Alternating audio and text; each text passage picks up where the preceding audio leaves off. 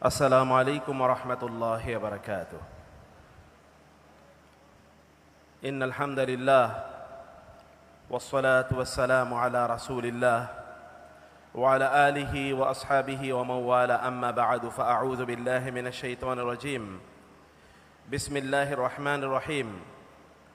الذين يتبعون الرسول النبي الأمي الذي يجدونه مكتوبا عندهم في التوراة والإنجيل يأمرهم بالمعروف وينهاهم عن المنكر ويحل لهم الطيبات ويحرم عليهم الخبائث ويضع عنهم إصرهم والأغلال التي كانت عليهم فالذين آمنوا به وعزروه ونصروه واتبعوا النور الذي أنزل معه أولئك هم المفلحون. মহান আল্লাহ সুবহানাহু ওয়া তাআলা শুকর আদায় করছি যিনি আমাদেরকে ড্যাফোডিল ইন্টারন্যাশনাল ইউনিভার্সিটি কর্তৃক আয়োজিত সিরা কনফারেন্স 2024 এর এই বিশাল আয়োজনে অংশগ্রহণের তৌফিক দান করেছেন। সবাই বলি আলহামদুলিল্লাহ। রাসূলুল্লাহ সাল্লাল্লাহু আলাইহি ওয়াসাল্লাম এর উপর দরুদ এবং সালাম বর্ষিত হোক। আল্লাহুম্মা সাল্লি ওয়া সাল্লিম আলা নাবিয়িকা মুহাম্মদ, আল্লাহুম্মা সাল্লি আলাইহি, আল্লাহুম্মা বারিক আলাইহি।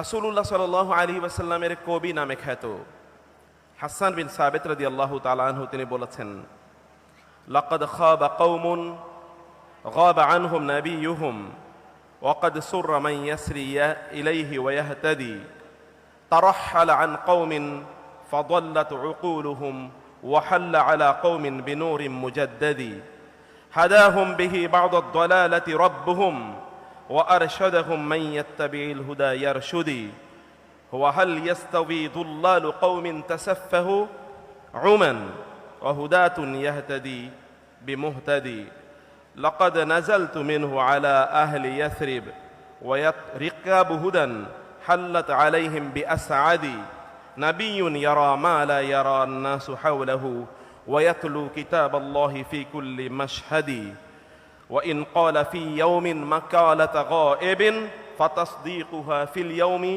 أو في ضحى الغد ليهني أبا بكر سعادة جده بصحبته من يسعد الله يسعدي। তিনি বলেছেন, যেই সম্প্রদায় থেকে, যে জাতি থেকে, যে গোষ্ঠী থেকে তাদের নবী হারিয়ে যায় সেই জাতি তো ধ্বংস হতে বাধ্য, আর যে জাতির কাছে নবী যায় তারা তো সৎ পথ পেতে বাধ্য। যেই জাতি থেকে তার নবী চলে গিয়েছে তাদের জ্ঞান, প্রজ্ঞা, বুদ্ধি, বিবেক এগুলো বিকৃত হয়ে পড়েছে, আর যেখানে তিনি গিয়েছেন সেটি প্রজ্ঞায় আলোকিত হয়ে পড়েছে। যেখান থেকে তিনি চলে গিয়েছেন সেই জনগোষ্ঠী পথভ্রষ্ট হয়ে গিয়েছে, আর যেখানে তিনি গিয়েছেন সেখানে তারা পথ খুঁজে পেয়েছে। যেখান থেকে তিনি চলে গিয়েছেন তারা বোকা বা নির্বোধ হয়ে গিয়েছে, আর যেখানে তিনি গিয়েছেন সেখানে লোকেরা জ্ঞানের আলোয় আলোকিত হয়েছে। তিনি ইয়াসরিবে গিয়েছেন এবং ইয়াসরিবের লোকেরা তাকে পাওয়ার পর তারা সৌভাগ্যমণ্ডিত হয়েছে। তিনি এমন একজন ব্যক্তি, তিনি তার চারপাশে এমন কিছু দেখতে পান যা অন্য কেউ দেখতে পায় না। তিনি প্রত্যেকটি মুহূর্তে মহান আল্লাহ সুবহানাহু ওয়া তাআলার পক্ষ থেকে আমাদেরকে দিক নির্দেশনা প্রদান করেন। এমনকি তিনি আজকে যেটা বলেন, that will surely happen today or tomorrow morning লিয়াহনি আবা বকরিন সাআদাতু জাদ্দিহি। মেবি দ্যাট আল্লাহ সুবহানাহু ওয়া তাআলা has blessed Abu Bakr radiyallahu ta'ala anhu because of the pious deeds his forefathers have done. হতে পারে আবু বকরকে আল্লাহ সুবহানাহু ওয়া তাআলা এই মর্যাদা প্রদান করেছেন to become a constant and continuous companion of this greatest man on earth, because হতে পারে যে তার পূর্বপুরুষরা এমন কোনো ভালো কাজ করেছিল যার উপর ভিত্তি করে মহান আল্লাহ সুবহানাহু ওয়া তাআলা তাকে এইরকম একটি মর্যাদা প্রদান করেছেন। সম্মানিত ভাইয়েরা এবং বোনেরা, সম্মানিত উপস্থিতি, মহান আল্লাহ সুবহানাহু ওয়া তাআলা মানবতার ইতিহাসে সবচেয়ে ভয়াবহ অন্ধকারাচ্ছন্ন একটি সময়ে তিনি মানবতার সর্বাধিক আলো প্রদানকারী ব্যক্তিকে তিনি পাঠিয়েছেন। মানবতার ইতিহাসে কেবল একটি সময়কে আইয়ামে জাহেলিয়াত বলা হয়, সেটি হচ্ছে 570 খ্রিস্টাব্দ এবং তার আগে। এর আগে সর্বশেষ এই মানব জাতি একজন ডিভাইনলি গাইডেড ম্যান পেয়েছিল, দ্যাট ওয়াজ 500 years ago, কমপক্ষে 500 বছর আগে একজন ডিভাইনলি গাইডেড ম্যান পেয়েছে, যিনি ছিলেন ঈসা আলাইহিস সালাতু ওয়াস সালাম। এরপর 500 বছর পর্যন্ত মানবতা অন্ধকারের অতল গহ্বরে নিমজ্জিত হয়ে পড়েছিল। সেখান থেকে তাদেরকে টেনে ওঠার মতো কেউ ছিল না। যদিও সেখানে the people of different divinely inspired religions were there, but they have in the meantime distorted and interpolated their religions. এর মধ্যে যদিও কিছু কিছু লোক তারা ছিল, তারা তাদের নিজেদেরকে আসমানি ধর্মের অনুসারী বলে তারা দাবি করত, কিন্তু তারা তাদের ধর্মকে বিকৃত করে দিয়েছে। Are the people of other religions which are man made or following their man-made religions, and this is why the role of the society was the role of the jungle. Might is right was the role of the society. তখন সমাজের অবস্থা ছিল এরকম যে জঙ্গলের role সেখানে চলতো। যদি তৎকালীন আরবের অবস্থা আমরা কেবলমাত্র দেখতে পাই, we will be able to appreciate the changes and the contributions this great man has done for the people on earth. আমরা কেবলমাত্র সেই সময় কি ছিল সেটা বুঝলেই আমরা কেবল এটা অ্যাপ্রিসিয়েট করতে পারবো। আমরা যদি কয়েকটি বিষয় দেখি, সেখানে তিনটি জিনিস ছিল তৎকালীন সমাজের অব্যাহত অবস্থা। WWW অর্থাৎ ওয়াইন, উইমেন অ্যান্ড ওয়ার অর্থাৎ যুদ্ধ, নারী এবং মদ বা মাদক দ্রব্য, এর ছয়লাভ ছিল চারিদিকে। এর বাইরে মানুষ চিন্তাও করতে পারতো না। এবং সেখানে মানবতা এতটা ভুলুণ্ঠিত ছিল যে the people are sold out in the market places at cat as cattles. মানুষদেরকে বাজারে গরু ছাগলের মতো বিক্রি করে দেওয়া হতো। এবং সেখানে গিয়ে লোকেরা দেখতো এই এই যে স্লেভ অথবা স্লেভ গার্ল, তার শরীরে কতটুকু মাংস আছে অথবা কতটুকু শক্তি আছে, আমার পারপাস সার্ভ করতে পারবে কিনা। এবং কন্যা সন্তান জন্ম নিলে তাদেরকে জীবন্ত প্রথিত করার প্রবণতা পেত বাবারা। নারীদের সেখানে কোনো মর্যাদা ছিল না। এবং সেখানে ধনী এবং নির্ধনের বিশাল বড় পার্থক্য ছিল। সেখানে ঐতিহাসিক বালাজুরি বলেছেন সেখানে লিটারেসি বলতে কোনো কিছু ছিল না। মোস্ট প্রবাবলি তার বর্ণনা মতে and as per his countering, তিনি একজন বিখ্যাত ঐতিহাসিক, তিনি বলেছেন তৎকালীন আরবে কেবল 17 জন লোক তারা পড়তে এবং লিখতে জানতো। অনলি 17, মাত্র 17 জন লোক। এর বাইরে লোকেরা সেখানে পড়তেও জানতো না এবং তারা লিখতেও জানতো না। এই ছিল সেখানকার কালচার। লোকেরা ডাকাতি করতো এবং তারা মরুদস্যু হিসেবে তারা পরিচিত ছিল। এবং তাদের একমাত্র কাজ ছিল যুদ্ধ করা। যুদ্ধ তারা বাজিয়ে রাখতো, কখনো শত্রুদের বিরুদ্ধে অথবা কখনো প্রতিবেশীদের বিরুদ্ধে। যদি প্রতিবেশীও না পেত তাহলে ডামি যুদ্ধ করতো, বন্ধুরা বন্ধুরা, ভাইয়েরা ভাইয়েরা, কিন্তু যুদ্ধ চাই। যুদ্ধ ছাড়া এক মুহূর্ত তারা চলতে পারতো না। এরকম একটা অধঃপতিত সমাজে যেখানে মানুষ এর মনুষ্যত্বের মৌলিক যে ইনগ্রেডিয়েন্টগুলো আছে এগুলো সব কিছু মিসিং ছিল, সেই জায়গায় আল্লাহ সুবহানাহু ওয়া তাআলা একজন মানুষকে পাঠালেন আলোর ঝান্ডা দিয়ে, পাঞ্জেরি দিয়ে তিনি তাকে পাঠালেন। আল্লাহ তাআলা তাকে বলেছেন, ইয়া আইয়ুহান নাবিয়্যু ইন্না আরসালনাকা শাহিদাও ওয়া মুবাশশিরাও ওয়া নাযীরা ওয়া দাঈয়ান ইলাল্লাহি বিইযনিহি ওয়া সিরাজাম মুনীরা। হে নবী, আমি আপনাকে এই কারণে পাঠিয়েছি এবং আপনাকে আমি আলোক প্রদানকারী মশাল সম সূর্য হিসেবে আমি আপনাকে পাঠিয়েছি। সূর্যের কাজ কি? অন্ধকারকে বিদূরিত করে আলোর ছটাগুলো আমাদের কাছে পৌঁছে দেয়া। রাসূলুল্লাহ সাল্লাল্লাহু আলাইহি ওয়াসাল্লাম, মুহাম্মদুর রাসূলুল্লাহ সাল্লাল্লাহু আলাইহি ওয়াসাল্লাম সেই কাজটি করেছেন।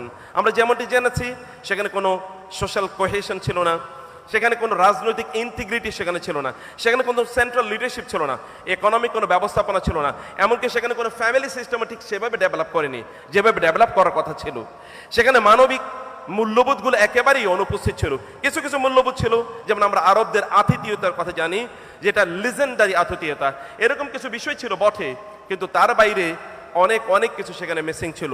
মুহাম্মদ রাসূলুল্লাহ সাল্লাল্লাহু আলাইহি ওয়াসাল্লাম যখন তিনি আসেন তখন তিনি এসে দেখলেন ইট ওয়াজ এ কমপ্লিট অ্যানার্কি অ্যান্ড ক্যাওস। মানে এখানে অ্যানার্কি ছাড়া কোনো কিছুই নাই, ক্যাওস ছাড়া কোনো কিছুই নাই। এমতো অবস্থায় তিনি সেখানে আসলেন। এক মহাপ্রাণের জন্ম হলো। যখন তিনি সেখানে দেখলেন যে এইরকম একটা পরিস্থিতি সমাজ নিয়ে, তিনি ভাবলেন, তিনি যখন জন্ম নিয়েছেন তখনও পরিস্থিতি এরকম ছিল। তার জন্মের পর তার উপর বিশাল ডিজাস্টার ছিল। তার বাবা মারা গিয়েছে তার জন্মের আগে, তার মা মারা গিয়েছেন তার জন্মের কয়েক বছর পরে, তার দাদা মারা গিয়েছেন। এবং আপনারা জানেন যে বিভিন্নভাবে সর্বশেষ তার দায়িত্ব চলে আসলো তার চাচার হাতে, যে তার চাচা তাকে বড় করছেন। এবং এই অবস্থায় তিনি যাচ্ছিলেন, হঠাৎ করে হি developed a tendency of contemplating over the ills and the evils of the society. সমাজে যুবকরা ভালো করে শুনুন, সমাজে যা চলছে এটি নিয়ে তিনি ভাবলেন যে এইভাবে তো সমাজ চলতে পারে না। অতএব এই সমাজের এই যে চলা, এই যে অব্যাহতভাবে সমাজ যে অন্ধকারের মধ্যে চলছে, এটা একটা শক্ত করে একটা ব্রেক কষা দরকার। তিনি একটা ব্রেক কষে দিলেন। সে ব্রেক কষাটা শুরু হয়েছিল হেরা গুহাতে। হেরা গুহাতে যখন তিনি অন্ধকারে তিনি সেখানে চিন্তা করছিলেন, ভাবছিলেন যে এই সমাজকে কিভাবে উদ্ধার করা যায়, মানবতাকে কিভাবে রক্ষা করা যায়, এখানে যে ইভিলসগুলো আছে সেগুলোকে কিভাবে দমানো যায় এবং মানুষকে কিভাবে আলোর পথে নিয়ে আসা যায়। তখন হঠাৎ করে তার কাছে একটা বাণী আসলো, ইকরা বিসমি রাব্বিকাল্লাযী খালাক খালাকাল ইনসানা মিন আলাক ইকরা ওয়া রাব্বুকাল আকরাম আল্লাযী আল্লামা বিল কলম আল্লামাল ইনসানা মা লাম ইয়ালাম। তার কাছে বাণী আসলো, আপনি পড়ুন। এবং তার কাছে বাণী আসলো, আপনি পড়ুন পড়ুন আপনার রবের নামে যিনি সৃষ্টি করেছেন। এভাবে 5টি আয়াত তার উপর মহান আল্লাহ সুবহানাহু ওয়া তাআলা নাজিল করে দিলেন। আজকে আপনারা যারা আমাদের সামনে আছেন, আজকে যদি এই সময়ের কথা আমরা বলি, আমাদের যুব জেনারেশনের জন্য রাসূলুল্লাহ সাল্লাল্লাহু আলাইহি ওয়াসাল্লামের জীবন থেকে আমাদের শিক্ষা কি? আমরা এখন যারা অবস্থান করছি এই অডিটোরিয়ামে as well outside of this auditorium, আমরা যারা আছি তারা রাসূলুল্লাহ সাল্লাল্লাহু আলাইহি ওয়াসাল্লামের জীবন থেকে এই যে যারা বসবাস করছি, এই এইজ গ্রুপে আমরা যারা আছি, তাদের জন্য শিক্ষার কি আছে? আমরা 1 নম্বর কথা বলি যে আপনাদের 1 নম্বর আইডেন্টিটি হচ্ছে আপনারা শিক্ষার্থী। রাসূলুল্লাহ সাল্লাল্লাহু আলাইহি ওয়াসাল্লামের উপর, মুহাম্মদ রাসূলুল্লাহ সাল্লাল্লাহু আলাইহি ওয়াসাল্লামের উপর প্রথম যে শব্দটি নাজিল হয়েছে বা যে শব্দগুচ্ছ নাজিল হয়েছিল, তোমাদের কয়বার জ্ঞানের কথা আছে একবার চিন্তা করে দেখেছেন? ইকরা, পড়ুন, বিসমি রাব্বিকাল্লাযী খালাক খালাকাল ইনসানা মিন আলাক, আবার ইকরা ওয়া রাব্বুকাল আকরাম, আবার আল্লাযী আল্লামা বিল কলম, আবার আল্লামাল ইনসানা মা লাম ইয়ালাম। 5 বার কেবলমাত্র পড়ার কথা বলা আছে, জ্ঞানের কথা বলা আছে, নলেজের কথা বলা আছে। আপনি একবার চিন্তা করে দেখুন তো, যদি এটা কেবলমাত্র পিওর তথাকথিত কন্টেম্পোরারি অথবা সেকুলার টার্মে যদি এটা কেবল রিলিজিয়ান হতো, তাহলে হয়তো বলতো যে তোমরা গডের পূজা করো বা উপাসনা করো অথবা আল্লাহর ইবাদত করো, নামাজ আদায় করো, রোজা রাখো, হজ করো, যাকাত দাও, এরকম কোনো কথা বলতো। কিন্তু তা না। কেন? why the first word revealed upon the prophet sallallahu alaihi wasallam was an instruction to read and read, পড়ো পড়ো পড়ো, পড়ুন পড়ুন পড়ুন তার নামে। এবং সেখানে উইথ দি পেন অর্থাৎ কলমের মাধ্যমে পড়া এবং কলমের মাধ্যমে লেখার কথা আল্লাহ সুবহানাহু ওয়া তাআলা বলেছেন। শুধু তাই না, তার মিশন সম্পর্কে যদি আপনি দেখেন কোরআনে, তাহলে আল্লাহ তাআলা তার রাসূলের আগমনের মিশন সম্পর্কে কমপক্ষে 4টি জায়গায় তিনি বলেছেন, হুয়াল্লাযী বাআসা ফিল উম্মিয়িনা রাসূলা লাকাদ মান্নাল্লাহু আলাল মুমিনিনা ইয বাআসা ফীহিম রাসূলা। আল্লাহ তাআলা মুমিনদের উপর বা মানব জাতির উপর অনুগ্রহ করেছেন যে তিনি তাদের মধ্যে একজন রাসূলকে পাঠিয়ে দেন। তার 4টা কাজ। সেলফ ট্রান্সফরমেশন, ভালো করে শুনে নিন। আপনাদের এবং আমাদেরও ট্রান্সফরমেশনের জন্য 4 points agenda given by Muhammad Rasulullah sallallahu alaihi wasallam. Self transformation, rather transformation of the whole society, whole nation. আপনারা বৈষম্য বিরোধী ছাত্র আন্দোলন করে যে স্বপ্নের বাংলাদেশ গড়তে চেয়েছেন, if you want to transform Bangladesh into that Bangladesh or shape Bangladesh into that shape অথবা change Bangladesh towards that dreamed position and condition, তাহলে এই 4টি কাজ আপনাদেরকে করতে হবে। এর মধ্যে একটা হচ্ছে কি? ইয়াতলু আলাইহিম আয়াতিহি, reading the books of Allah, reading the verses of Allah in front of the people. মানুষকে তিনি আল্লাহর কথাগুলো বলে বলে শোনাতেন। অতএব যা কিছু বিশুদ্ধ, যা কিছু পবিত্র, তাই কেবলমাত্র মানুষের কাছে পৌঁছে দেয়া। ওয়া ইউআল্লিমুহুমুল কিতাব ওয়াল হিকমা, মানুষকে আল্লাহ সুবহানাহু ওয়া তাআলা যে জ্ঞান প্রদান করেছেন, এই জ্ঞান মানুষের কাছে বিতরণ করা। Disseminating the divine knowledge and wisdom to the people, মানুষের কাছে যেই নলেজটা ডিভাইন এবং যেই নলেজটা আনস্ক্রুপুলাস, অর্থাৎ যার মধ্যে এখনো কোনো ধরনের মিথ্যা অথবা যার মধ্যে কোনো করাপশন তৈরি হয়নি, এই নলেজটা মানুষের কাছে পৌঁছে দেয়া। এবং 3 নম্বর কাজ কি জানেন? হচ্ছে ওয়াল হিকমা, ইমপ্লিমেন্টেশন স্ট্র্যাটেজি। কিভাবে যে জ্ঞান আপনারা অর্জন করছেন, এই জ্ঞানটা কিভাবে আপনারা সমাজে বাস্তবায়ন করবেন। যদি if it refers to the knowledge given by Allah, inspired by Allah, তাহলে সেই জ্ঞানটা কিভাবে আমরা সমাজে ইমপ্লিমেন্ট করব, অ্যাপ্লাই করব, তার প্রসেসটা দেখিয়ে দেয়া, যেটা রাসূলুল্লাহ সাল্লাল্লাহু আলাইহি ওয়াসাল্লাম তার সুন্নাহর মাধ্যমে দেখিয়ে দিয়েছেন। এন্ড ফাইনালি মূল কাজ কি? তা হচ্ছে সত্যিকার অর্থে মানুষকে মানুষ হিসেবে গড়ে তোলা, মানুষকে মানুষ হিসেবে গড়ে তোলা। এখন আমাদের সমাজে আমরা সবচেয়ে বড় যেই জিনিসটা মিস করছি, তা হলো we are human beings, but we struggle to continue as human beings. We are born human beings, but we continue to struggle as living as human beings. আমরা হয়তো মানুষ হয়ে জন্ম নিয়েছি, কিন্তু আমাদের নিরন্তর প্রচেষ্টা হলো মানুষ হিসেবে বেঁচে থাকা।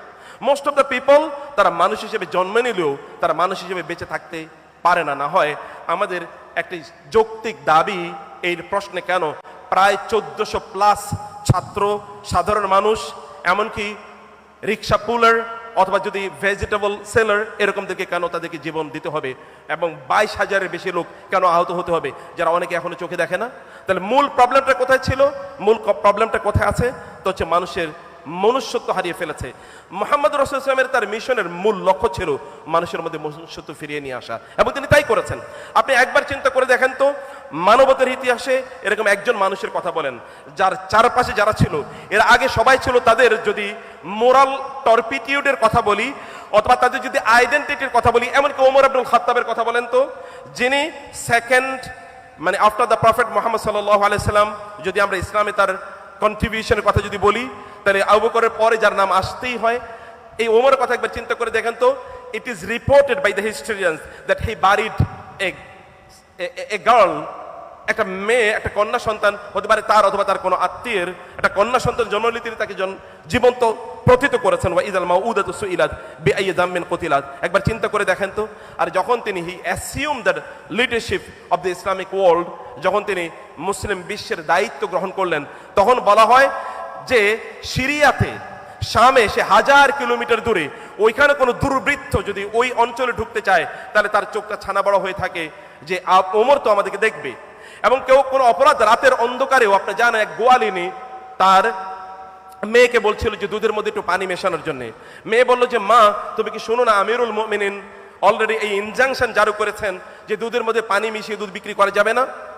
তিনি বললেন যে আমিরুল মুমিন রাতের অন্ধকারে কোথায় আর আমরা কোথায়? বলেন আমিরুল মুমিনের কোথায়? এই কথা তুমি যেমনি ভাবে বলেছো, রাতের অন্ধকারে আমিরুল মুমিনিন দেখে না, এটা সত্য, কিন্তু আমিরুল মুমিনের রব কি দেখেন না? অথবা রাতের অন্ধকারে আমিরুল মুমিনিন দেখেনি, এ কথা সত্য, কিন্তু রাতের অন্ধকারে আমিরুল মুমিনিনের তার ইনস্ট্রাকশন, তার অর্ডার, তার অর্ডেনমেন্ট, এটা তো ইনভ্যালিড হয়ে যায়নি। রাতের অন্ধকার হলেই তো আর সেটা ইনভ্যালিড হয়ে যায়নি। ওমর ইবনুল খাত্তাব রাতের বেলা ঘুমাতে পারতেন না। দিনের বেলা তিনি মানুষের কাজ করতেন, রাতের বেলা তিনি আল্লাহর ইবাদত করতেন। অথবা তার মানুষরা কোথাও অশান্তিতে কষ্টে আছে কিনা এটা তিনি খোঁজ খবর নিতেন। তিনি যখন শুনলেন মা এবং মেয়ের কনভারসেশন, তিনি সকালবেলা তাদেরকে ডাকলেন, ডেকে জিজ্ঞেস করলেন যে এই আলোচনা কেন হয়েছে। নারী বললেন, আমার স্বামী মারা গিয়েছিল, আমার তো সংসার পরিচালনা করার মতো কেউ নেই, যতটুকু দুধ আমাদের বকরিগুলো দেয় তা বিক্রি করে আমরা সংসার চালাতে পারি না, এই কারণে মেয়েকে বলেছিলাম একটু পানি দেওয়ার জন্য।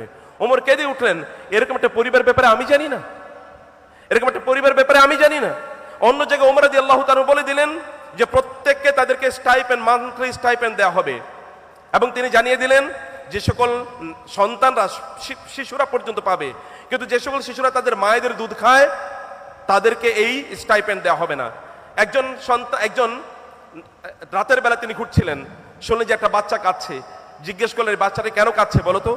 বলা হলো যে বাচ্চাটি কাঁদে কারণ তার মা তাকে দুধ পান করাচ্ছে না। এই উদ্দেশ্যে যদি বাচ্চা দুধ পান না করে তাহলে ওমরকে গিয়ে দেখাবে যে আমার বাচ্চা কিন্তু দুধ খায় না, ওর জন্য স্টাইপেন্ড দেন। ওমর কেঁদে উঠলেন, আমি করলাম কি? একটা শিশুকে দুধ পান করাতে আমি বাধা দিলাম? তিনি দিয়েছেন পলিসি, কিন্তু এর পলিসির মাধ্যমে যে একটা শিশু ইম্প্যাক্টেড হবে এটা তিনি বুঝতে পারেন নাই। তিনি তার ফরমান পরের দিন তিনি এটাকে পরিবর্তন করে দিলেন। Even the newly born child will also get stipend from the Islamic world, from the Muslim খেলাফা, মুসলিম খলিফাদের কাছ থেকে newly born child, breast feeding child, তারা পর্যন্ত তারা অবশ্যই তারা স্টাইপেন্ড পাবে। তিনি তার ফরমানকে তিনি পরিবর্তন করে দিলেন, মুহূর্তের মধ্যে পরিবর্তন করে দিলেন। এরকম লোকেরা তৈরি হচ্ছে কার সান্নিধ্যে? একবার চিন্তা করে দেখেন তো।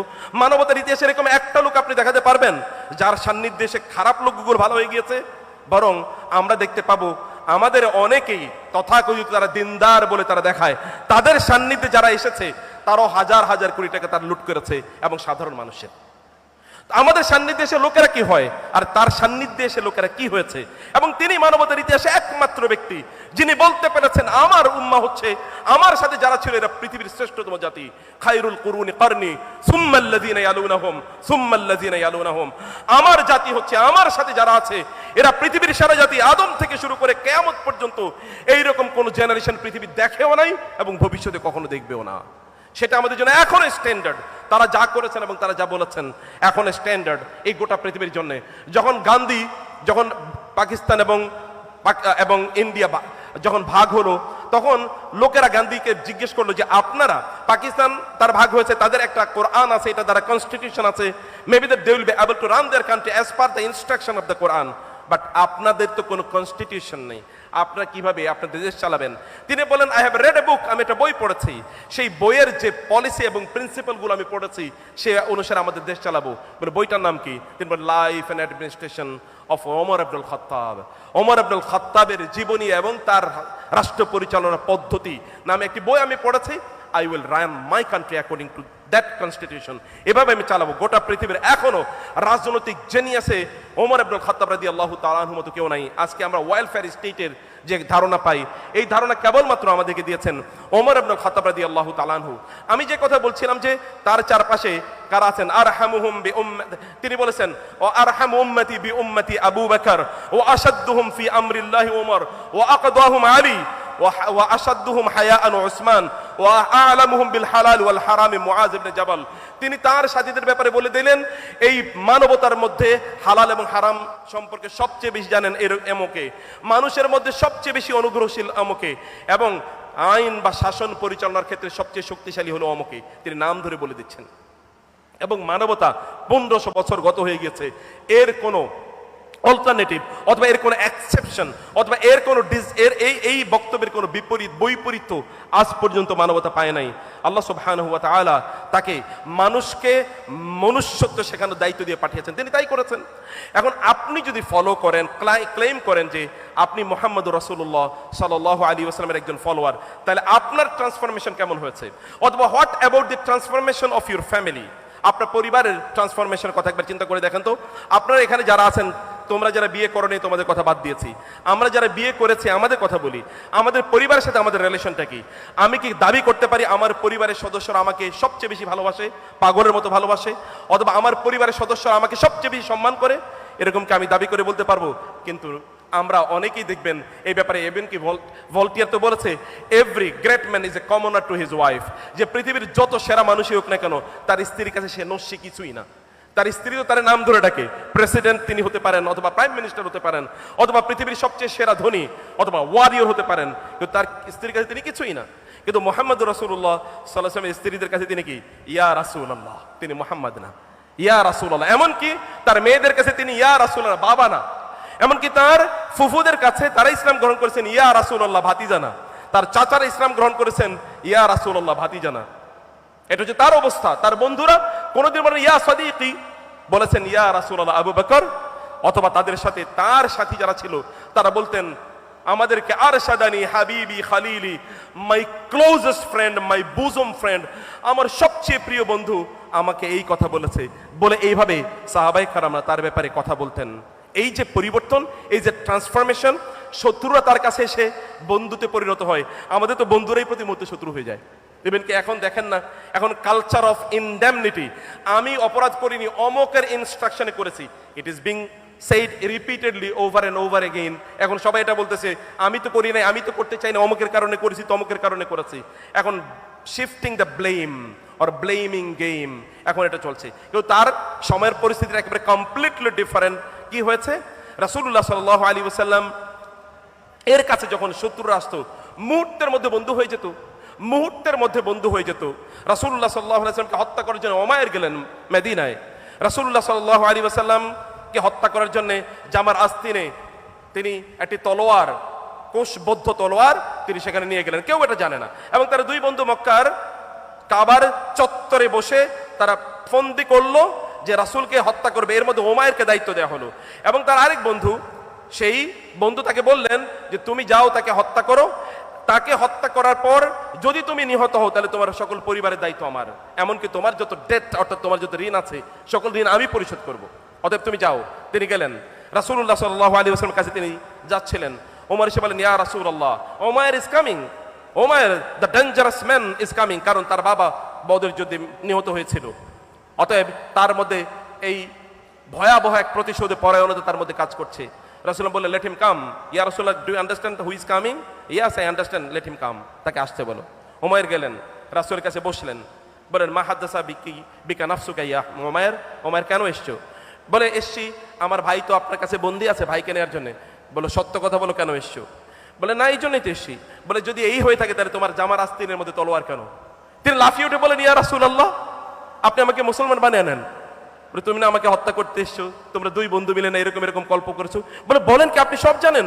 আমি বিশ্বাস করি এবং আমি ঘোষণা করলাম আপনি আল্লাহর রাসূল। কারণ আমরা যখন দুই বন্ধু আলোচনা করেছিলাম, রাতের অন্ধকারে আমরা আলোচনা করেছি, কেউ জানতো না, নোবডি ওয়াজ দেয়ার। এবং আমি যে জামার আস্তানের মধ্যে এটা নিয়ে এসে এটা কেউ বুঝারও কথা না। আপনি যেহেতু এটা জেনেছেন, আর আপনি জানার পরে যদি আমার সাথে এরকম আচরণ করেছেন, আপনি বলতে পারতেন ওই বন্দি কর, ধর, ওকে জেলে পুর, এটা আপনি বলতে পারতেন। কিন্তু আপনি আমাকে সসম্মানে এখানে এনে বসিয়েছেন, আমার সাথে এত প্রশান্ত বদনে কথা বলছেন। It indicate that you are really the messenger of Allah, inspired by Allah, prophet of Allah, সত্যিকার আপনার রাসূল। অতএব আপনার প্রতি আমি ঈমান আনলাম, এটা বলে তিনি ইসলাম গ্রহণ করলেন। এবং এখানে তিনি 3 মাস থাকলেন। এই জন্য যে তিনি ইসলামের সবকিছু শিখবেন। তিনি যখন মক্কায় ফিরে যান, তার বন্ধুরা বলল, কি ব্যাপার, তোমার চেহারা কাদের তাগাইয়ার লাউনুক ওয়া ওয়াজহুক, তোমার চেহারার মধ্যে একটু পরিবর্তন দেখতে পাচ্ছি, ঘটনা কি?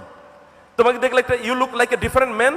তুমি এক লোক গেছো, ফিরে এসছো অন্য লোক, হাল সবাউতা, তুমি কি ধর্মত্যাগ করেছো নাকি? সে বলে, বাল আসলাম তু, no, I have not change my religion, by I revert back to my original religion. আমি আসলে ধর্ম ত্যাগ করি নাই, আমি আসলে ধর্মহীন ছিলাম, আমি আমার ধর্মে ফিরে এসেছি। This is, I can cite hundreds of such examples, যেখানে লোকেরা তার কাছে এসে মুগ্ধ হয়ে, শত্রুরা তার কাছে এসে মুগ্ধ হয়ে এভাবে ইসলাম গ্রহণ করেছে। এই যে অবস্থা আপনি পৃথিবীতে কোথাও দেখবেন না। এবং একইভাবে এমন একজন ব্যক্তি যার ব্যাপারে পৃথিবীর সকল মানুষ কথা বলেছে এবং তার জীবনের সফলতা এমন কোনো জায়গা নেই যে জায়গায় তিনি সফলতা অর্জন করেননি, এমন আর কাউকে আপনি দেখবেন না। তিনি আমাদের জন্য এক্সাম্পল। কেবলমাত্র আমি একটা জিনিসের কথা বলছি এবং আমি অন্য জায়গাগুলো হাইলাইট করবো ইনশাআল্লাহ। আপনি কেবল তার জীবন একটা জায়গা বলেন তো, মানব জীবনে এমন কোন অঙ্গ হতে পারে না, এমন কোন কল্পনায় মানব জাতির অথবা ব্যক্তির বা সমাজের অথবা রাষ্ট্রের অথবা পরিবারের এমন কোন অবস্থা হতে পারে না যে অবস্থায় মুহাম্মদ রাসূলুল্লাহ আমাদের জন্য এক্সাম্পল নন। এমন কোন অবস্থা আপনি চিন্তা করেন, আপনি বলেন কোন জায়গায় আপনি তাকে এক্সাম্পল হিসেবে চান, আপনি কোন জায়গায়, এবং চিলড্রেনের জন্য আপনি তাকে, অথবা ইয়াংদের জন্য, অথবা আপনি যদি বিবাহিতদের জন্য, এমনকি আপনি বন্ধুদের জন্য, শত্রুদের জন্য, ব্যাটল ফিল্ডে ফাইন্যান্স মিনিস্টার, প্রেসিডেন্ট, অথবা friends or Foy's and enemies, কোন অবস্থায় যাবেন আপনি বলেন? আপনি রাষ্ট্রনায়ক, অথবা যদি আপনি বলেন দ্য ডিপ্লোমেট, তাহলে তার চেয়ে ডিপ্লোম্যাটিক জেনিয়াস এই পৃথিবীকে আরেকবার দেখেছে? বদরের যুদ্ধে, একবার হুদাইবিয়ার কথা একবার চিন্তা করে দেখেন তো। Apparently all the clauses were against the interest of the believers, কিন্তু পরবর্তী দেখা গেল হুদাইবিয়ার সন্ধিতে সবগুলো জিনিস তার বিপক্ষে গেল, সবগুলি দেখা গেল পরবর্তী তার পক্ষে এসেছে। এই যে ফার সাইটেডনেস, এই যে হাজার মাইল দূরে দেখা অথবা হাজার বছর পরে কি ঘটতে পারে সেটা দেখতে পারার মতো একজন মানুষই কেবল এই পৃথিবীবাসী দেখেছে, তিনি হচ্ছেন মুহাম্মদ রাসূলুল্লাহ সাল্লাল্লাহু আলাইহি ওয়াসাল্লাম। আমাদের একটা বড় প্রবলেম হলো যে আমরা সময়টাকে একেবারে বুঝি না, টাইম ম্যানেজমেন্ট আমাদের একেবারেই নাই, অর্থাৎ সময় সম্পর্কে আমাদের জ্ঞান একেবারেই নাই। সময়ের একটা চিন্তা করে দেখেন তো, যে ইয়াং মেন যারা এখানে আপনারা আছেন, আপনাদের সময়ের মূল্য আপনাদের কাছে কতটুকু, বা আপনার কতটুকু সময়ের মূল্য চিন্তা করছেন? আপনি যদি রাসূলের জীবনীটা একবার দেখেন তো, আপনি এখনো বলতে পারবেন মানব জাতির, আপনি বিশাল বড় বাংলাদেশের কথাই বলি না কেন, সবচেয়ে বড় বড় ব্যক্তিত্বদের সময়গুলো নিয়ে হিসাব করে দেখেন তো, তাদের সময়টা কোথায় কাটায়? কন্টিনিউয়াস অ্যান্ড কনসিস্টেন্ট, যেটাকে বলে consistency is the name of the game. সব সময় একই প্যাটার্নে চলে, এরকম কাউকে আপনি খুঁজে পাবেন না। মানুষ হয় খুবই এক সময় প্রচুর পরিমাণ কাজ করে, এরপরে ক্লান্ত। যেমন আমরা যেটা করি, এক সময় আমরা আমাদের জীবন এবং যৌবন শেষ করি কি সম্পদ উপার্জনের জন্য, কোনো এক সময় আবার এই জীবন যৌবন ফিরে পেতে চাই, সম্পদ ব্যয় করে, কিন্তু দুইটাই লস্ট মিন হোয়াইল, এর মধ্যে একটাও আমরা পাই না। জীবনও যায়, সম্পদও যায়, দুইটাই যায় কোন এক সময়। কিন্তু তার জীবনের দিকে একবার তাকান, every second he used so minutely, এত প্রজ্ঞার সাথে তিনি প্রত্যেকটা মুহূর্ত তিনি ব্যয় করেছেন। আপনি তার 24 ঘন্টার রুটিন পাবেন, 24 আওয়ার্সের রুটিন তার পাবেন। তিনি সকালবেলা কি করতেন, তিনি ঘুমের আগে যখন তিনি ঘুমাতে যেতেন তখন তিনি কি করতেন, ঘুমের মধ্যে তিনি কি করতেন, দ্যাট ইজ অলসো রেকর্ডেড। এবং এই কারণে মুহাম্মদ রাসূলের জীবনে 4টি জিনিস এটা পৃথিবীর কারোর মধ্যে নাই। একটা হচ্ছে হিস্টোরিসিটি, মানে historically he is the only man proved by history. আপনি যদি ঈসা আলাইহিস সালাতু ওয়াস সালাম কথা বলেন, তাহলে আপনি দেখবেন যে even in Bible his name is only mention 4 Times. বাইবেলের কথা যদি আপনি বলেন, আর জেসাস শব্দ তো বাইবেলে নাই, জেসাস ক্রাইস্ট নাই। ক্রাইস্ট শব্দ, খ্রিস্টানিটি শব্দটাই বাইবেলের মধ্যে আপনি খুঁজে পাবেন না। এমনকি আপনি যদি ঈসা আলাইহিস সালাতু ওয়াস সালাম, মুসা আলাইহিস সালামের কথা বলেন, তাহলে কোরআন যা বলেছে তার চেয়ে কম আপনি তাওরাতে খুঁজে পাবেন। কিন্তু মুহাম্মদ রাসূলের প্রত্যেকটা বক্তব্য কোরআনের তার জীবনের সাথে সম্পৃক্ত, হিস্টোরিক্যালি প্রুভড। তার জন্ম থেকে শুরু করে তার মৃত্যু পর্যন্ত আপনি প্রত্যেকটি পয়েন্ট অফ হিজ লাইফ এটা ঐতিহাসিকভাবে প্রমাণিত। এটা বলার কোনো সুযোগ নেই যে এই জায়গায় আমাদের একটা কনফিউশন আছে। 2 নম্বর হচ্ছে তিনি হচ্ছেন পারফেক্ট, অর্থাৎ এরকম না যে এটা কেবলমাত্র একটা রোজি আইডিয়াস, একটা ড্রিম, ওটা একটা কেবল একটা মানে স্বপ্নের মতো একটা কথা বলেছেন তিনি, এটাকে বাস্তবায়ন করা যায় না এরকম না, এটাকে প্রত্যেকটাকে বাস্তবায়ন করা যায় এবং পারফেক্টলি এটাকে বাস্তবায়ন করা যায়। প্র্যাগম্যাটিক জিনিসটি, এটাকে ব্যবহারযোগ্য, এটাকে আপনি আপনার নিজের জীবনে বাস্তবায়ন করতে পারবেন এবং তিনি নিজেও এটাকে বাস্তবায়ন করে দেখিয়েছেন। তার এমন কোনো বক্তব্য নাই যেটা অথবা কার্ল মার্কস অথবা লেনিনদের মতো কেবলমাত্র একটা ধারণাপত্র বা একটা থিওরি অথবা একটা ফিলসফি, কিন্তু এটাকে বাস্তবায়ন করা যায় না, বরং তার তিনি যা বলেছেন তা তিনি বাস্তবায়ন করে তিনি দেখিয়েছেন। অতএব বাস্তবায়ন এর অযোগ্য কোনো জিনিসই মুহাম্মদ রাসূলুল্লাহ সাল্লাল্লাহু আলাইহি ওয়াসাল্লাম বলেন নাই। অতএব সেখানে আছে হিস্টোরিসিটি আছে, সেখানে পারফেকশন আছে, সেখানে প্র্যাকটিক্যালিটি আছে, এন্ড ফাইনালি কমপ্রেহেন্সিভ মানে হচ্ছে এমন কোন দিক নাই মানব জীবনের, যতগুলো দিক আপনি কল্পনা করতে পারেন সবগুলো সম্পর্কে তিনি আপনাকে আদর্শ প্রদান করেছেন। অতএব মুহাম্মদ রাসূলুল্লাহ সাল্লাল্লাহু আলাইহি ওয়াসাল্লাম ছাড়া আপনি এই রকম আদর্শ আর আপনি কোথায় খুঁজে পাবেন? সেখানে আপনার টাইম ম্যানেজমেন্ট কেমন হবে তাও কিন্তু রাসূলুল্লাহ সাল্লাল্লাহু আলাইহি ওয়াসাল্লাম দেখিয়ে দিয়েছেন। আপনি কিভাবে সময় মেনটেন করবেন, আপনার সময়টা কোথায় যায়।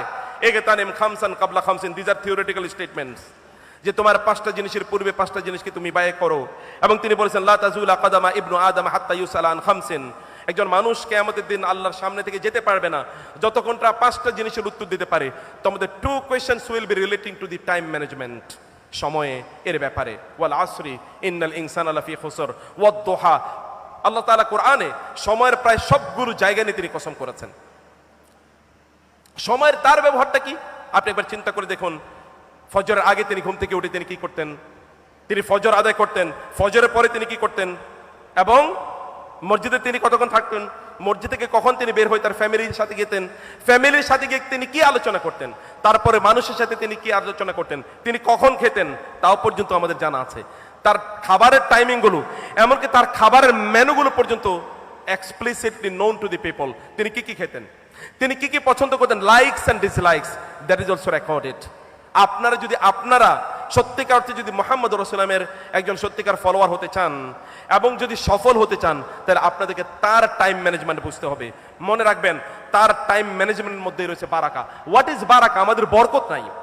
সবকিছু দেখবেন একদল লোক ভেরি হ্যাস্টি, কোনো কিছুই তাদের ঠিক মতো চলে না, প্রচন্ড তাড়াহুড়া প্রবণ, সময় মতো তারা কাজ করতে পারবে না। আপনিও দেখবেন যে সময় মতো কাজ করতেও পারেন না, আবার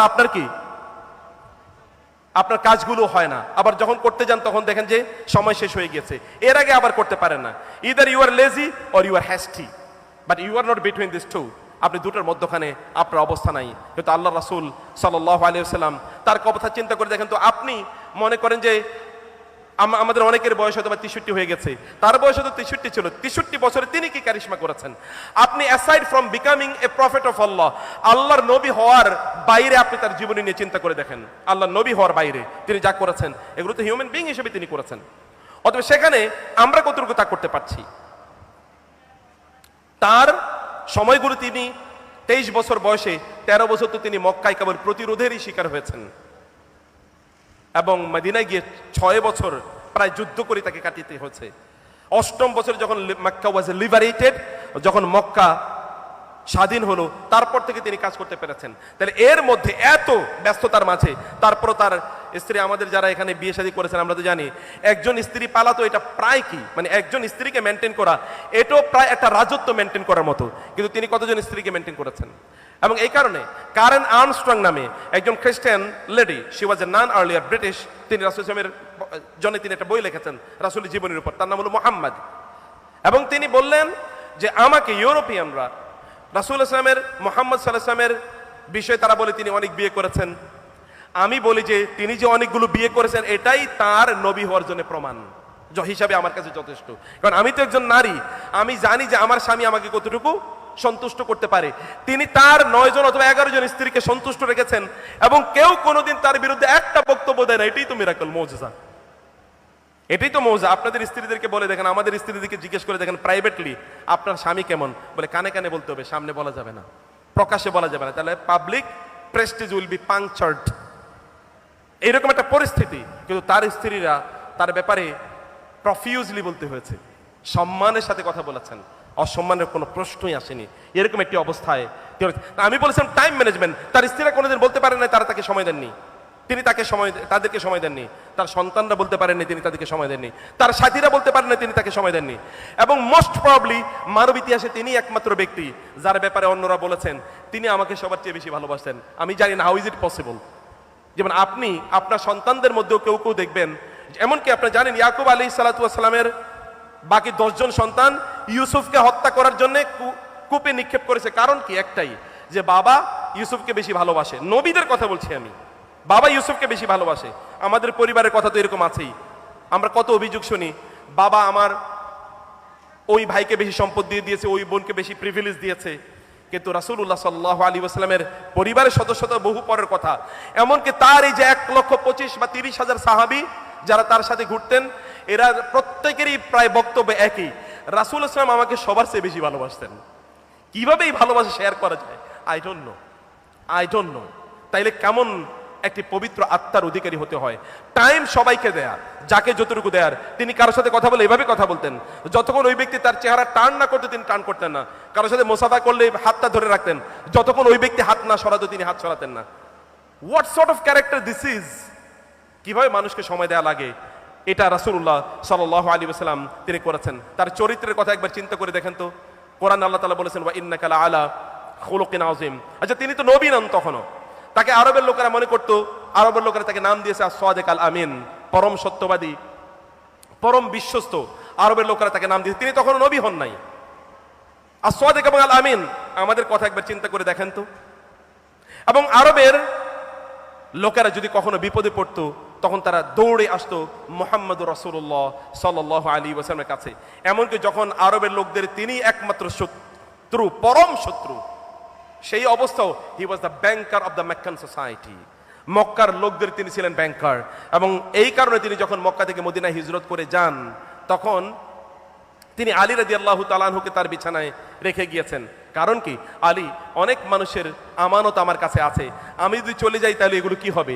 এই কারণে আমানতগুলো তুমি মানুষের কাছে দিয়ে তারপরে তুমি মদিনার উদ্দেশ্যে রওনা দেবে।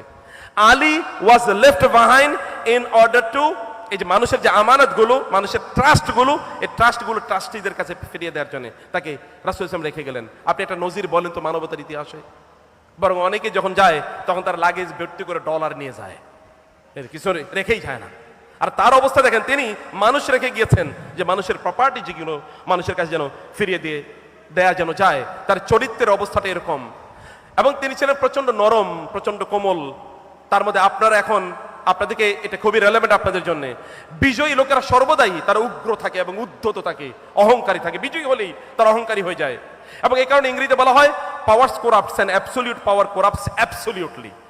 ক্ষমতা মানুষকে তাদেরকে দুর্নীতিবাজ বানায়, আর যদি একচ্ছত্র ক্ষমতা থাকে তাহলে একচ্ছত্র দুর্নীতিবাজ হয় লোকেরা। এটা ইংরেজরা বলে থাকে। আমরা তাই দেখেছি আমাদের সমাজে এবং অন্য সমাজে। কিন্তু মুহাম্মদুর রাসূলের জন্য চরিত্র ছিল একেবারে ভিন্ন। মক্কা বিজয় হলো, আপনারা যারা শুনেছেন, যারা বিজয়ী, এখন বিজয়ী টিমের কথা বলছি। মক্কা যখন বিজয় হলো, মক্কার লোকেরা তাকে কি পরিমাণ নির্যাতন করেছে। 23 বছর তার লোকদেরকে হত্যা করেছে, তার চাচাকে নৃশংসভাবে হত্যা করে তার শরীরের মাংসগুলো কেটে টুকরো টুকরো করেছে, কলিজা বের করে চিবিয়েছে, এরকম কত ঘটনা। এবং তিনিও নির্যাতন নিপীড়নের শিকার হয়েছেন, তার রক্তাক্ত দেহ পড়েছিল। অনেক পরে তিনি হুঁশ ফিরে পেয়েছেন। যখন এই মক্কায় ঢোকেন তখন মক্কাবাসীদের প্রতি তার আচরণ কেমন হওয়ার কথা ছিল। তিনি মক্কায় ঢুকলেন, তার বাহনের উপর চড়ে, তার বাহন মানে তার উট, এবং তার মাথাটা এরভাবে ঝুঁকে যাচ্ছে যেন তার মাথাটা তার ওটের কুজ এর সাথে লেগে যাবে। এইরকম মনে তিনি সেজদানত অবস্থায় তিনি মক্কায় ঢুকছেন। যে রব তাকে বিজয় দিয়েছেন, সে রবের কাছে তার মাথাটা ঝুঁকে যাচ্ছে। এরকম উদ্ধত নয়, বরং এরকম অবনত মনস্তকে তিনি ঢুকছেন। লোকেরা ভাবলেন মুহাম্মদ তো আমাদেরকে এবার শেষ করে দেবে। তিনি তাদেরকে ডেকে বললেন, লা তাসরিবা আলাইকুমুল ইয়াওমা ওয়া আনতুমুত তুলাকা, আজ তোমাদের বিরুদ্ধে আমাদের কোনো প্রতিশোধ নাই, তোমাদের সবাইকে মাফ করে দেয়া হলো, তোমাদের সবাইকে মাফ করে দেয়া হলো।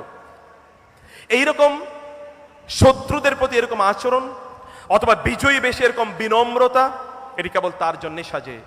ফাবিমা রাহমাতিন মিনাল্লাহি লিনতা লাহুম ওয়ালাউ কুনতা ফাজ্জান গালিজাল কলবি লানফাদ্দু মিন হাওলিক। এই আয়াতটি সূরাতুল আলে ইমরানের আয়াতটি নাজিল হয়েছে মূলত উহুদের যুদ্ধের পর। ভালো করে খেয়াল করবেন, উহুদের যুদ্ধে কি পরিমাণ ডিজাস্টার হয়েছে আপনারা জানেন। রাসূল সাল্লাল্লাহু আলাইহি ওয়াসাল্লামের চাচা 70 জন সাহাবী শাহাদাত বরণ করেছেন, সিনিয়র সাহাবী মুসাব ইবনে উমাইর, হানজালা এরকম সহ, এবং তার চাচা আমির হামজা, আর বাকিরা তো ক্ষত বিক্ষত। তিনিও প্রায় নিহত হয়েছেন বলে চারিদিকে সংবাদ ছড়িয়ে পড়েছিল।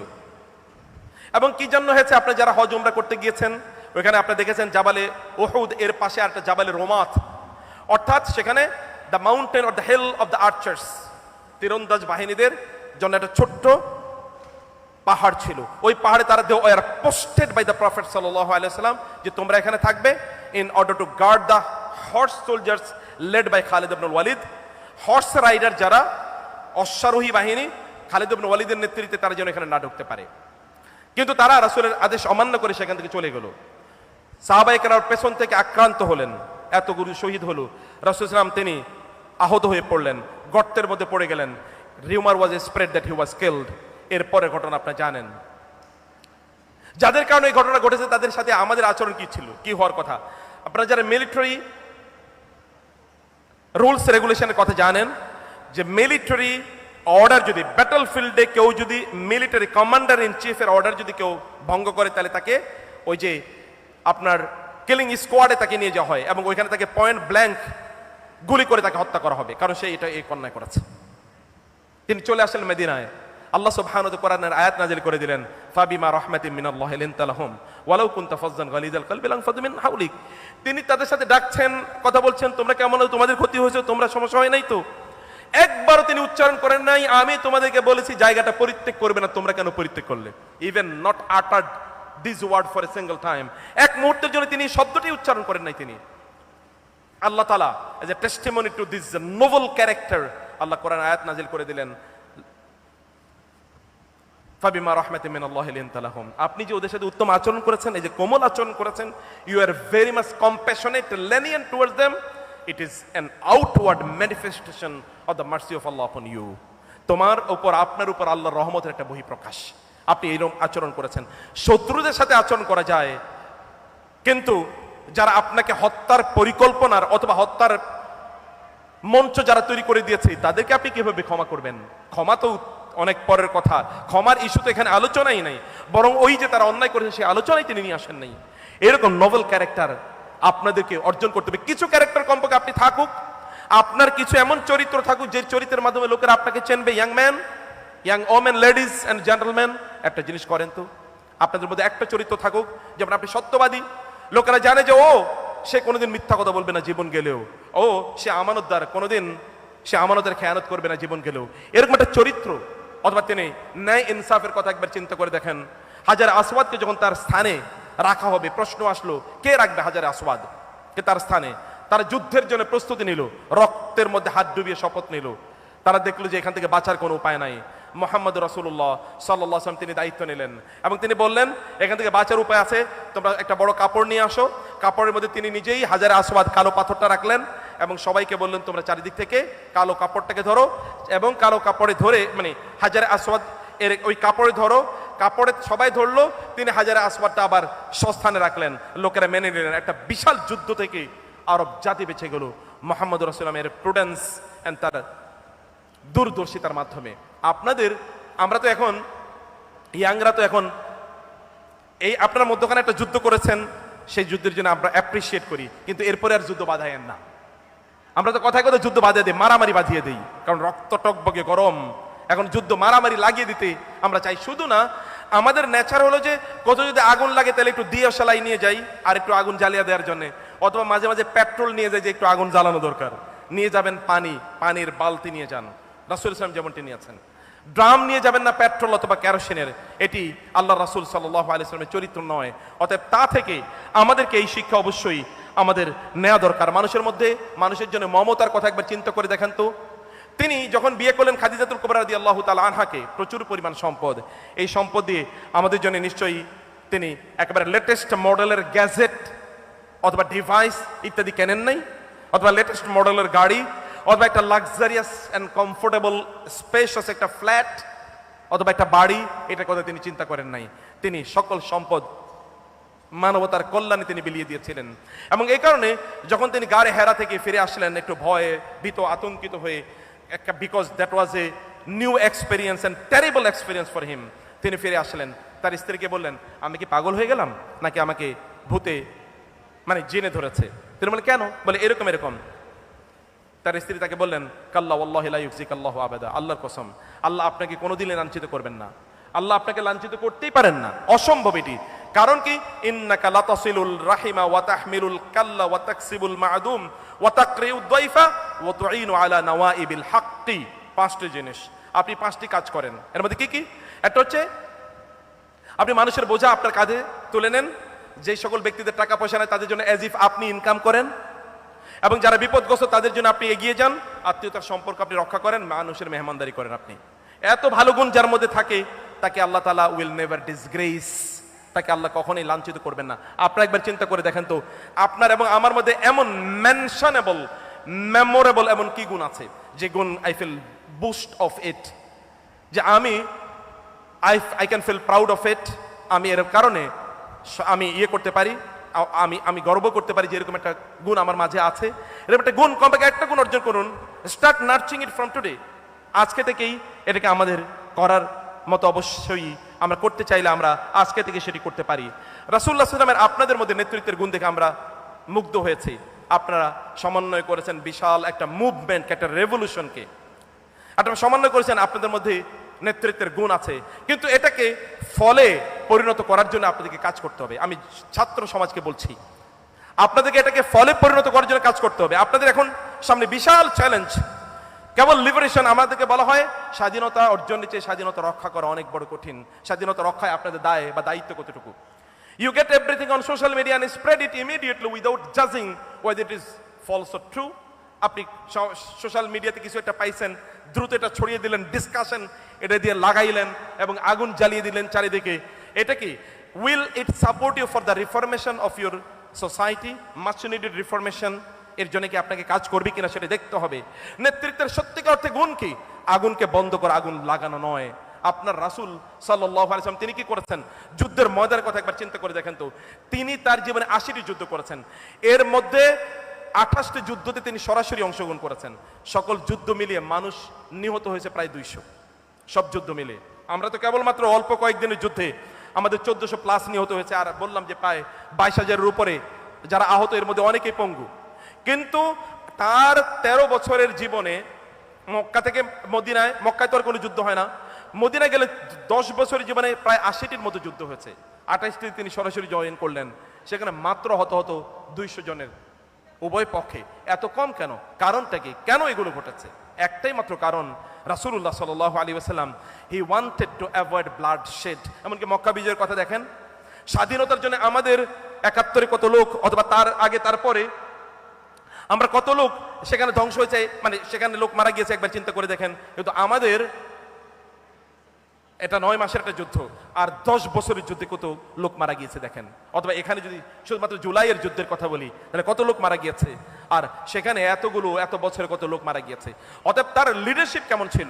প্যাসিফিকেশন, অর্থাৎ শান্তি রক্ষা করা ছিল তার যুদ্ধের মূল লক্ষ্য। এই কারণে যুদ্ধের ময়দানে গিয়ে তিনি আগে শান্তির কথা বলতেন। এটি আমাদেরকে অবশ্যই অর্জন করতে হবে।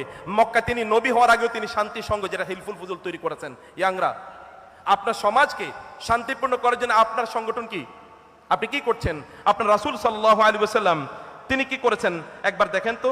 রাসূলুল্লাহ সাল্লাল্লাহু আলাইহি ওয়াসাল্লাম তিনি মানুষের মধ্যে কল্যাণ তৈরি করার জন্য তার সময়টাকে তিনি বিলিয়ে দিয়েছিলেন।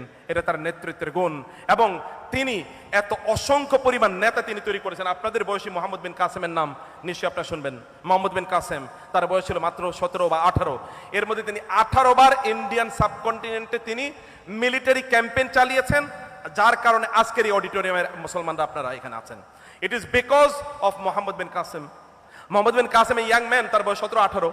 ইউনিভার্সিটি গ্রাজুয়েশন এখনো শেষ হওয়ার কথা না, অথবা কলেজ থেকে এখনো কলেজের থ্রেশহোল্ড এখনো পার হওয়ার কথা না। সেই সময়ে তার পরিস্থিতিটা ছিল, মানে তার কন্ট্রিবিউশনটা ছিল এরকম। বা কোথায় পাবেন? মুসলিমদের কথা বলেন, একেবারে চায়নার বর্ডার পর্যন্ত ইসলাম নিয়ে গিয়েছে 18, 20, 22 বছরের বাচ্চা। অথবা মুসা ইবনে নুসাইরের কথা বা তারিক বিন জিয়াদের কথা বলেন, ইউরোপ যদি তারিক বিন জিয়াদরা যেভাবে তারা সেখানে দাওয়াতি কাজ শুরু করেছিল, যদি পরবর্তীতে হাজ্জাজ ইবনে ইউসুফের পরে তাদেরকে যদি ডেকে নিয়ে না আসা হতো, তাহলে আজকের গোটা ইউরোপটা একটা ইসলামিক ইউরোপ হয়ে যেত। কিন্তু সেখানে একটা পলিটিক্যাল ডিসিশন ভুল ছিল, সেটা একটা ভিন্ন আলোচনা। কিন্তু তাদের কথা চিন্তা করে দেখেন, আপনার এবং আমার বয়সে আমরা তো ঘুমিয়েই কাটাই।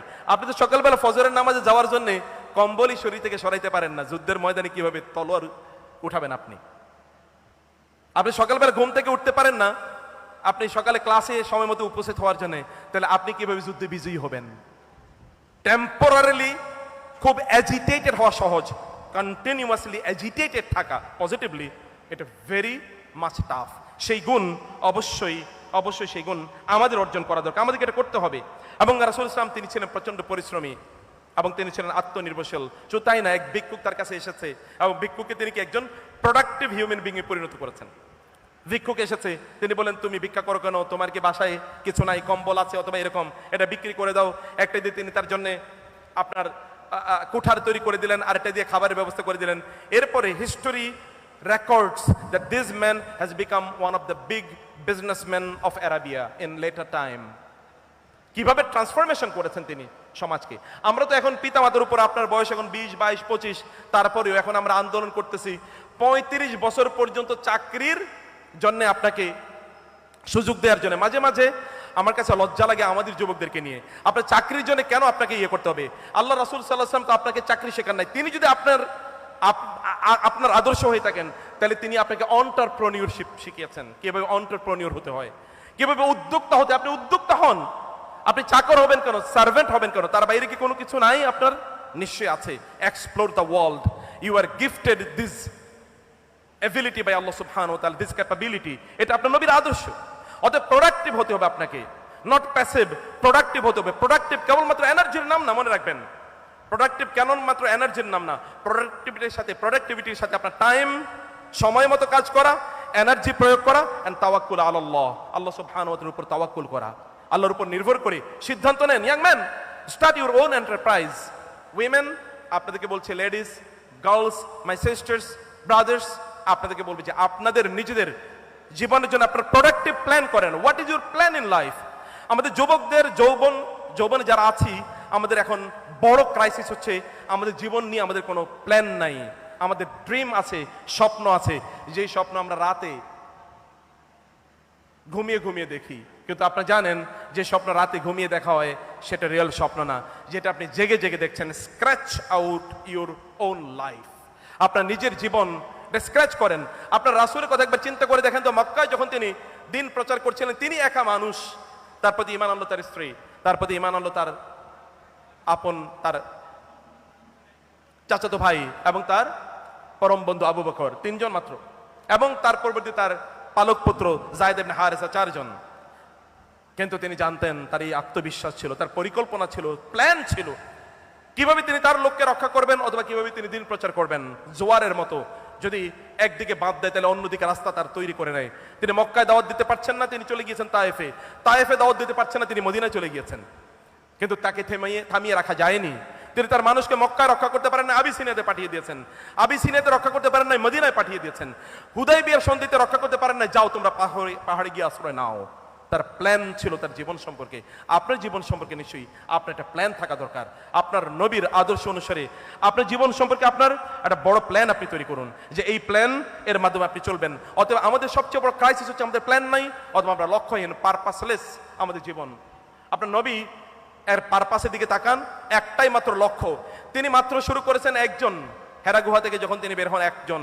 আজকে গোটা পৃথিবীতে 200 কোটি মানুষ তার অনুসারী বলে তারা অহংকার ফিল করে, তারা গর্ববোধ করে। 200 কোটি মানুষ। এবং according to the predictions of the historians, ঐতিহাসিকরা যে কথা বলছেন, যে ইসলাম যেভাবে স্প্রেড করছে, ফাস্টেস্ট গ্রোয়িং রিলিজিয়ন, এই পৃথিবীতে সবচেয়ে বেশি দ্রুত যে দিন প্রচারিত হচ্ছে, তার নাম হচ্ছে ইসলাম।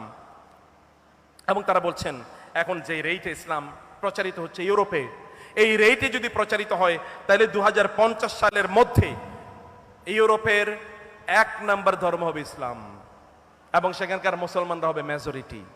সত্যিকার অর্থে তাই।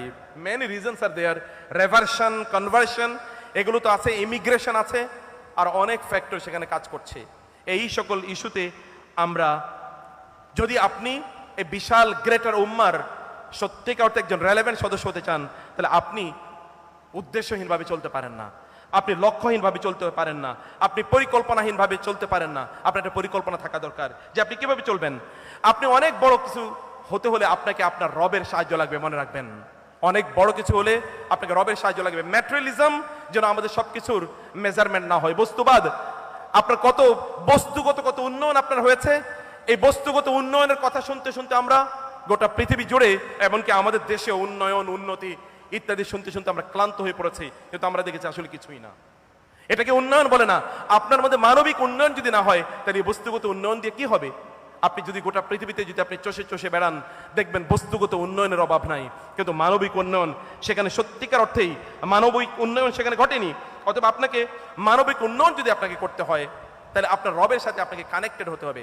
ইবাদত আপনি কতটুকু করেন? আপনার সময়ের মধ্যে বরকত চান, জীবনের মধ্যে বরকত চান, আপনার কাজকর্মের মধ্যে বরকত চান, তাহলে আপনি সময়টাকে বিভাজন করুন নামাজকে কেন্দ্র করে এবং ইবাদতকে কেন্দ্র করে। আপনি 9টা 5টা অ্যালকোহলিক, এটাকে ওয়ার্কিজম বা ওয়ার্ক অ্যালকোহলিজম, অর্থাৎ একদল লোক আমরা কেবলমাত্র এখন কাজ পাগল হয়ে গিয়েছে। আমরা কেবল কাজ করছি। এই কাজ কেন করছি? কেবলমাত্র দুমুঠো খাবার জোগাড় করার জন্য, এর বাইরে আমাদের কিছুই নাই। আপনার কতটুকু খাবার লাগবে? আপনার কতটুকু লাগবে? আপনার শারীরিক সুস্থতার চেয়ে আপনার মানসিক সুস্থতার মূল্য কম নয়। আপনার শারীরিক সুখের চেয়ে আপনার মানসিক সুখের মূল্য কম নয়। মানসিক সুখের মূল্য আরো অনেক অনেক অনেক অনেক বেশি। অর্থাৎ মানসিক সুখ যদি আপনি অর্জন করতে চান, তাহলে আপনার manage your time and your schedules and your activities around the prayer clock. নামাজের টাইমিং এর সাথে আপনার টাইমিংটা মিলিয়ে নেন। নামাজে দাঁড়িয়ে যাবেন যখনই মন খারাপ হবে। আপনার রাসূল এর যখন এনার্জির প্রয়োজন হতো তিনি নামাজে দাঁড়িয়ে যেতেন, যখন তার মন খারাপ হতো তখন তিনি নামাজে দাঁড়িয়ে যেতেন, তার সাপোর্টের প্রয়োজন হতো তিনি নামাজে দাঁড়িয়ে যেতেন। আপনি আপনার সাপোর্টের কথা অন্য কাউকে বলার আগে আপনার নবীর আদর্শ যদি মেনটেন করতে হয়, তাহলে রাসূলুল্লাহ সাল্লাল্লাহু আলাইহি ওয়াসাল্লামের মতো করে আল্লাহকে আগে বলুন। আর এখানে আকিমিস সালাত আরহিনা বিহা ইয়া বেলাল, তিনি বেলালকে বলতেন, বেলাল তুমি নামাজের একটু ব্যবস্থা করো, এর মাধ্যমে আমি একটু প্রশান্তি অর্জন করতে চাই। আপনার ওয়াশাবুন নাশা ফি ইবাদাতিল্লাহ, আল্লাহর কাছে সবচেয়ে প্রিয় বান্দা তারাই, সেই সকল যুবক এবং যুবতীরা যারা আল্লাহর ইবাদতের মধ্যে তাদের সময়গুলো কাটায়। আমি বলছি না আপনারা 24/7 আপনাকে আবার আল্লাহর ইবাদত করবেন। তথাকথিত আমরা যদি ওই যে রিলিজিয়াস সেরিমনির কথা বলি বা সেরিমোনিয়াল রিচুয়াল, সেটার কথা আমি বলছি, তা এর কথা আমি বলছি না। আমি বলছি যে আপনাদের প্রত্যেকটা কাজ এমন শুরুতে হোক যে এটা পারফেকশনের সাথে আপনাদের কাজগুলো সম্পাদন হোক। আপনি যাই করেন তা পারফেক্টলি করেন, চিন্তা করে দেখুন আপনার নবী কোনো কাজে ইমপারফেক্ট করেন নাই। আপনি তার কোনো কাজে কোনো ত্রুটি খুঁজে পাবেন না যে আপনি কোন দৃষ্টি থেকে, এই দৃষ্টিভঙ্গি থেকে আপনি তার কাজগুলো মূল্যায়ন করবেন যে তিনি এই কাজটি এইভাবে করলে ভালো হতো, ওইভাবে করলে ভালো হতো। আমরা প্রত্যেকের কাজের ক্রিটিসিজম করি, কিন্তু আমাদের নবীর কোনো কাজের আপনি কোনো ক্রিটিসিজম খুঁজে পাবেন না, বিকজ ইট ওয়াজ পারফেক্ট। যেটি আমি আগেই বলেছিলাম, পারফেক্টলি ডান, সর্বোত্তম পদ্ধতিতে তিনি তার কাজগুলো করতেন। এর বাইরে কোনো কাজই তিনি করতেন না। ডিপ্রেশন, হতাশা, এটি আমাদেরকে ভয়াবহভাবে চারিদিক থেকে আমাদেরকে নিমজ্জিত করে রেখেছে। তা থেকে আমাদেরকে বাঁচার জন্য নিশ্চয়ই মহান আল্লাহ সুবহানাহু ওয়া তাআলা এর কাছে আমাদেরকে অবশ্যই আমাদেরকে প্রেয়ার করতে হবে, আমাদেরকে প্রার্থনা জানাতে হবে এবং আল্লাহ সুবহানাহু ওয়া তাআলার কাছে আমাদেরকে আমাদের ফরিয়াদগুলো তুলে দিতে হবে। অথবা আল্লাহর কাছে আত্মসমর্পণ করুন। সাবমিট ইউরসেলফ টুয়ার্ডস আল্লাহ সুবহানাহু ওয়া তাআলা and you will get the ultimate results ইনশাআল্লাহ। যদি আল্লাহ সুবহানাহু ওয়া তাআলার কাছে আপনারা যদি সফলতা চান, তাহলে আপনাদেরকে এটা করতে হবে। এবং লাস্ট, সর্বশেষ আপনাদের একটা প্রত্যাশার কথা বলি। আপনারা এইদিকে তাকান, এইদিকে please look at this young man. আপনাদের নবী কত বছর বয়সে বিয়ে করেছিলেন? 25 বছর বয়সে। আপনারা কয় বছর বয়সে করবেন? কত বছর বয়সে? ইনশাআল্লাহ। বিয়ে করুন সময় মতো। তথাকথিত প্রতিষ্ঠার পেছনে ঘুরবেন না। প্রতিষ্ঠিত হতে হতে আপনার পাই ভেঙে গিয়েছে, এই প্রতিষ্ঠা হয়ে লাভ কি? অতএব সময় মতো বিয়ে করুন। Marry at the age of your prophet sallallahu alaihi wasallam when he married, আপনার নবী যে বয়সে বিয়ে করেছেন সেই বয়সে বিয়ে করুন। তাইলে দেখবেন যে আপনারা যে কল্যাণ এবং আপনারা যে সুখী জীবন চান, সেই সুখী জীবন আপনারা অবশ্যই অবশ্যই পাবেন ইনশাআল্লাহ। মহান আল্লাহ সুবহানাহু ওয়া তাআলা আমাদেরকে আমাদের নবীর মতো করে জীবন যাপন করার তৌফিক দান করুন। আল্লাহুম্মা আমিন। هذا وصلى الله سبحانه وتعالى على نبينا محمد وعلى آله وصحبه أجمعين سبحانك اللهم وبحمدك أشهد أن لا إله إلا أنت أستغفرك وأتوب إليك والسلام عليكم ورحمة الله وبركاته